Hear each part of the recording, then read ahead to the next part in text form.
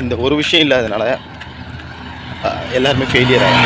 நிறையா அந்த அந்த விஷயம் முடியாததுக்கு சக்ஸஸ் ஆகாததுக்கு காரணம் இந்த ஒன்றே ஒன்று இல்லை. அதுதான் அது வீட்டில் சரியாக வளர்க்காத பேரண்ட்ஸாக இருக்கலாம், குழந்தைகளை சரியாக வளர்க்காத பேரண்ட்ஸாக இருக்கலாம், ஒரு ஆஃபீஸில் பொறுப்பில் இருக்கிற ஒரு நபராக கூட இருக்கலாம். அந்த ஒரு விஷயம் இல்லை. இது வந்து இப்போ ஜிம்முக்கு போகிறாங்க, உடல் எடையை குறைக்கணும், நான் வெயிட் லாஸ் பண்ணணும் அப்படின்னு சொல்லி நிறையா எஃபோர்ட் கொடுக்குறாங்க. குறையலை அப்படின்னா இந்த ஒரு விஷயம் இல்லை. அதனால தான்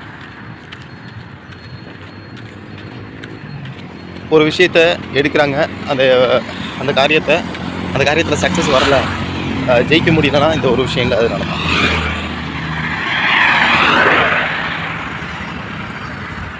ஒன்றே ஒன்று,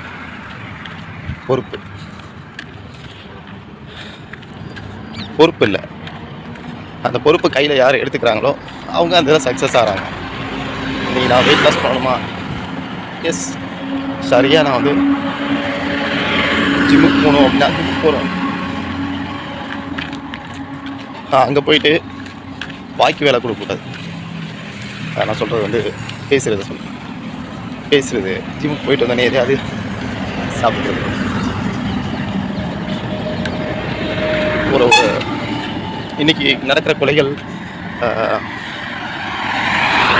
அவங்களுடைய பேரண்ட்ஸ் வந்து அந்த பையனையோ பொண்ணையோ பொறுப்பு இல்லாமல் கவனிக்காமல் அவங்களுடைய மனசுக்குள்ளே இருக்கிறத வந்து கேட்டு தெரிஞ்சுக்காமல் இருந்ததுனால தான் இந்த பொறுப்பு இல்லை.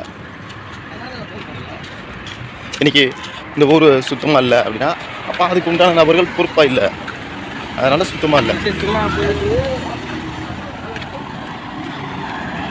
அவங்கவுங்களுடைய வேலையை பொறுப்போட சரியாக செஞ்சால் ஒவ்வொரு இடத்துலையும் ஒவ்வொன்றும் இருக்கும். ஒரே நபர் ஆஃபீஸ்க்கும் போவாங்க, அங்கே அவருக்கு உண்டான வேலைகளில் பொறுப்பாக இருக்கணும். அவருக்கு உண்டான வேலைகளில் இந்த இடத்துல ஒரு நபர் அந்த வேலையை சரியாக பொறுப்பாக பண்ணல அப்படின்னா அது அடுத்தடுத்த நபரை பாதிக்கும். அவங்களும் அந்த பொறுப்பற்ற நிலையில் தான் இருப்பாங்க. தலைமை பொறுப்பாக இருந்தால் கீழே உள்ள தொண்டர்களும் பொறுப்பாக இருப்பாங்க. நான் இங்கே யாரையும் எதையும் குறிப்பிட்டு சொல்ல வரல. ஒன்றே ஒன்று தான், ஒரு விஷயம் எல்லாத்துலேயும் சரியாக இருக்கணும். எல்லாரையும் நம்ம சுட்டி காட்டுறோம் இல்லையா, அப்போ நம்ம எப்படி இருக்கோம் அப்படின்னு அந்த பொறுப்பு அது யாராவனாலும் இருக்கலாம், எந்த வேலையாக இருக்கலாம், எந்த கடமையாகவும் இருக்கலாம்.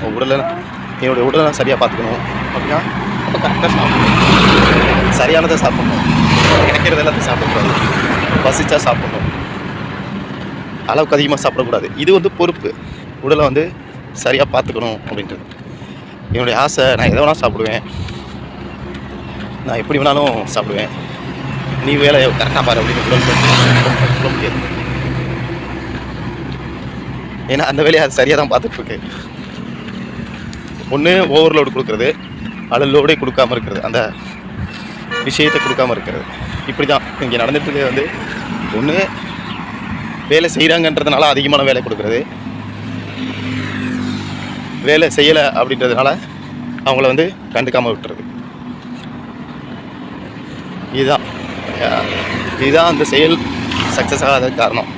ஒவ்வொரு காரியமும் சக்ஸஸ் ஆகணும், அந்த காரியம் சரியாக முடியணும் அப்படின்னா அதுக்கு உண்டான நபர்கள் யார் அதை கையில் எடுத்துருக்காங்களோ அதை பொறுப்பாக அவங்க முடிச்சிடணும், இந்த காரியத்தை முடிச்சிடணும். மார்க்கெட்டிங்லேயும் அப்படி தான். ஒரு நபர் உள்ளே வர்றாங்க அப்படின்னா அவங்கள்ட்ட அவங்க செய்ய வேண்டிய வேலைகள்லாம் என்ன இருக்குது, நீங்கள் இந்தந்த விஷயங்கள் நீங்கள் ஃபாலோ பண்ணணும், உங்களுக்கு நான் கைடன்ஸ் பண்ணி அதுக்குண்டான சப்போர்ட் பண்ணுவேன், அதுக்குண்டான வேலைகளை உங்களுக்கு நான் சொல்லிக் கொடுக்குறதும் சப்போர்ட் பண்ணுறதும் ஃபீல்ட் அவுட் பண்ணுறதும் இதெல்லாம் என்னுடைய பொறுப்பு, இதெல்லாம் உங்களுடைய பொறுப்பு அப்படின்னு யார் அது கிளியராக அவங்களுடைய பொறுப்பு என்னன்றதை அவங்களை புரிய வைக்கிறாங்களோ அவங்க கடைசி வரைக்கும் ட்ராவல் பண்ண முடியும், அதில் சக்ஸஸ் ஆக முடியும். அந்த பொறுப்பு அவங்க தட்டி கழிச்சிட்டாங்க அப்படின்னா அது அவங்களுடைய ஃபெயிலியர். ஸோ நம்ம கவனிக்க வேண்டிய ஒரு விஷயம், ஒரு காரியத்தை எடுத்தால் அதை பொறுப்பாக முடிக்கணும் அப்படின்றது மட்டும்தான்.